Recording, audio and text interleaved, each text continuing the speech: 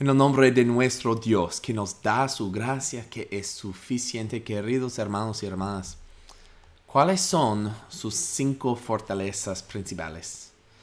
Es una pregunta que muchos preguntan ahora. En los perfiles de los maestros y pastores de nuestro sínodo ahora pueden añadir sus 5 fortalezas principales para que cuando una iglesia o escuela quieren ofrecerle una llamada nueva pueden ver sus fortalezas. Mis fortalezas principales son aprendedor, futurista, idear, inclusión y conexión. Significa que siempre estoy aprendiendo, siempre estoy pensando en el futuro, tengo muchas ideas, me gusta incluir a todos y entiendo que todo está conectado. Una encuesta se llama StrengthsFinder. Y si has tomado la encuesta, me gustaría saber cuáles son tus 5 fortalezas principales también. La razón que me gustaría saber es porque es muy útil. Reconoce que cada persona tiene sus propias fortalezas, pero también sus propias debilidades. Pero en vez de enfocarte tanto en mejorar las debilidades, la idea es que debes aprovechar no solo tus fortalezas, pero también las fortalezas de otras. Debes encontrar personas que tienen las fortalezas que no tienes en áreas en que tienes más debilidades. Y lo que pasa es que aumenta la apreciación por los que tienen fortalezas en tus áreas débiles. Pasa en los equipos, pero también en nuestra lectura. Vamos a ver qué pasa con Pablo, hasta que se regocija no en sus fortalezas, pero en sus debilidades. Porque en sus debilidades que puede ver el poder y la gracia de Dios, él puede ver la gracia y el poder de Dios que brilla con más fuerza. Y cuando está enfocado más en su Salvador y sus fortalezas, Pablo también dice que es fuerte. Entonces, leímos de la segunda carta a los Corintios, capítulo 12, versículos 7 a 10. Dice, para evitar que me volviera presumido por estas sublimes revelaciones, una espina me fue clavada en el cuerpo, es decir, un mensajero de Satanás, para que me atormentara. 3 veces le rogué al Señor que me la quitara, pero Él me dijo, te basta con mi gracia, pues mi poder se perfecciona en la debilidad. Por lo tanto, gustosamente haré más bien alarde de mis debilidades, para que permanezca sobre mí el poder de Cristo. Por eso me regocijo en debilidades, insultos, privaciones, persecuciones y dificultades que sufro por Cristo, porque cuando soy débil, entonces soy fuerte. Esta es la palabra de Dios.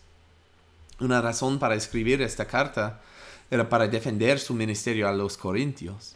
Aparentemente había personas tratando de desacreditar a Pablo y su mensaje. Entonces Pablo quería responder. Él provee mucha evidencia para defenderse y mostrar que no era un fraude ni su ministerio ni su mensaje. Y en el proceso de hacerlo, Pablo enfatiza muchas de sus fortalezas. Dice que según la bendición de Dios, tiene muchas cosas que podía jactarse. Había recibido revelaciones increíbles directamente de Dios. Pero en vez de jactarse en eso, dice, si me veo obligado a jactarme, me jactaré de mi debilidad. Y en nuestros versículos dice, para evitar que me volviera presumido por estas sublimes revelaciones, una espina me fue clavado en el cuerpo. Muchas personas han especulado para identificar qué era la espina en el cuerpo de Pablo, pero realmente solo sabemos lo que Pablo dice. Parece como una condición física que no se sana. Sin embargo, lo que es claro es que le causa a Pablo mucho sufrimiento. Muchas veces él oraba a Dios que la quitara, pero Dios respondió con nuestro tema para hoy, te basta con mi gracia, pues mi poder se perfecciona en la debilidad. Y por eso Pablo se jacta y se regocija, no en sus fortalezas, sino en sus debilidades. Mi gracia es suficiente, mi poder se perfecciona en la debilidad. Es una frase que merece mucha contemplación. Pero lo que revela de Dios es algo muy profundo en conexión con su carácter y su identidad. Primero responde a Pablo, quien está sufriendo, mi gracia es suficiente. Iba a estar con él. tenía su gracia, iba a mantenerlo seguro, pero también iba a hacerlo bueno. En este caso, la cosa mejor no era remover esta fuente de sufrimiento, su espina. ¿Pero por qué? Porque era este sufrimiento mejor ¿por qué era este sufrimiento mejor para Pablo? Después dice, como una explicación, mi poder se perfecciona en la debilidad. No está en las fortalezas humanas que el poder de Dios brille más intensa. Está en las debilidades y pasa en dos maneras. Primero es que es como lo que pasa en la cruz, lo que pasó en la cruz. El que ayuda nos mostró su poder haciendo lo que no podíamos hacer. Quitó nuestros pecados a la cruz.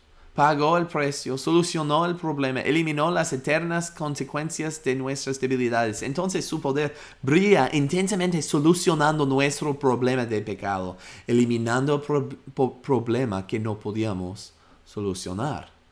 Pero en el caso de Pablo, Dios no eliminó el problema. Es porque su poder también brilla intensamente en la manera que Dios usa nuestras debilidades. Si Dios no soluciona o elimina el problema, va a usarlo para un propósito más glorioso.